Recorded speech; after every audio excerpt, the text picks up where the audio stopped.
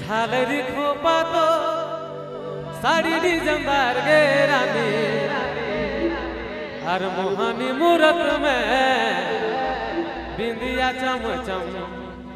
हर देखी दिला कहते सनम समा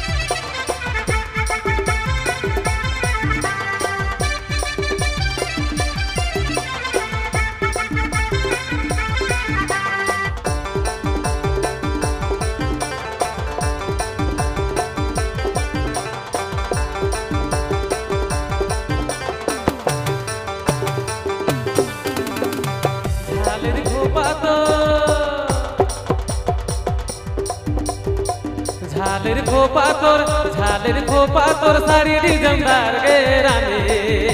हर मोहनी मूरत में बिंदिया चमचम देखी दिला कहत सनम सनम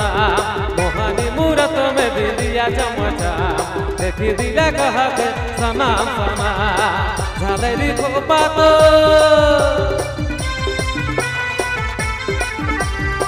झालर खोपा तोर साड़ी डिजाइनदार गे रानी हर मोहनी मूरत में बिंदिया चमचम देखी दिला कहते सनम सनम मोहनी मूरत में बिंदिया चमचम देखी दिला कहते सनम सनम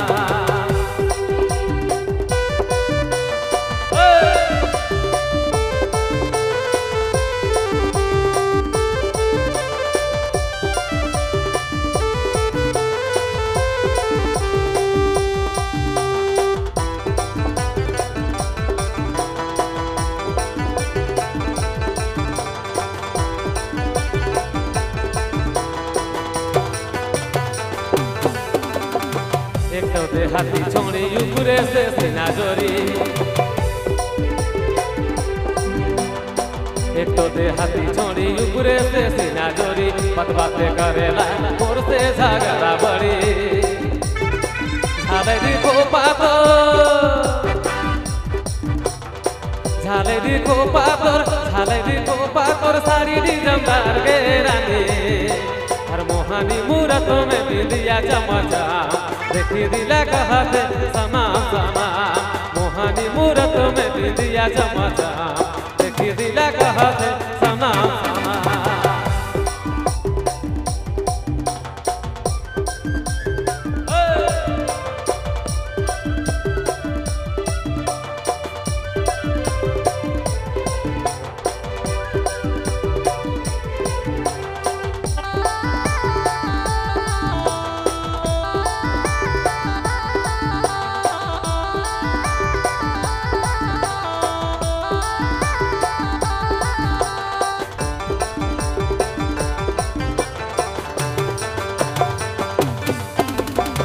कोई लग यार मोके तोरे से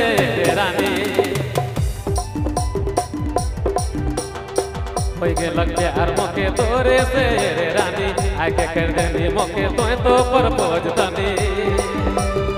झालरी खोपा तोर साड़ी डिजाइनदार गे रानी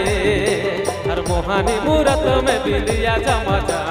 देखी दिला कहते सनम सनम मोहनी मूरत में बिंदिया चमचम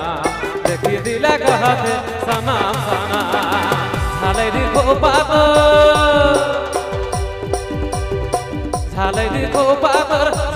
खोपा तोर साड़ी डिजाइनदार गे रानी हर मोहनी मूरत में बिंदिया चमचम देखी दिला कहते सनम सनम मोहनी मूरत में बिंदिया चमचम देखी दिला कहते सनम सनम झालरी खोपा झालरी खोपा तोर साड़ी डिजाइनदार गे रानी हर मोहनी मूरत में विदिया चमचम देखी दिला कहते सनम सनम मोहनी मूरत में विदिया चमचम देखी दिला कहते